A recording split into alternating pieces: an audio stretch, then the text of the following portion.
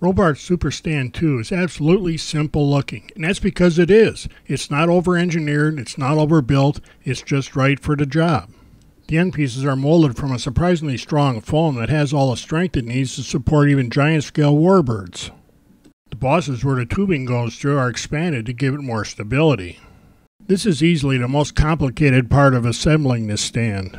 We have to lubricate these holes with a little bit of petroleum jelly so the tubes will actually slide through them. Remember, we're working with foam, so you don't whip out some kind of motor oil and try this or it may dissolve the foam. Applying a little bit of the lube to the ends of the tubes is also a good idea and makes assembly a lot easier. The tubes are meant to be a tight fit within these holes, so just take your time and push them in straight. With a little use, you can adjust these lengths more easily.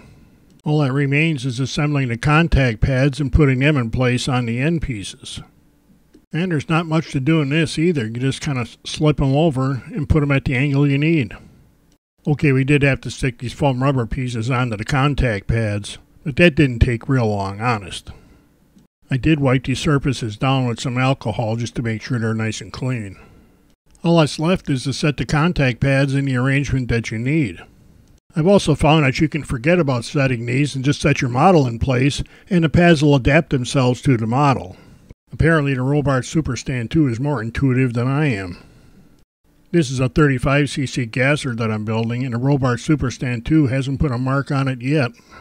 Those rubber pads are pretty grippy, and you can even put a wing on here and work on that without it sliding around. My cats even like this because there's less stuff falling on them when they're walking by. If you don't have a good work stand in your shop for your airplanes, you need to take a look at the Robart Superstand 2. I really like how this thing works and how much it costs.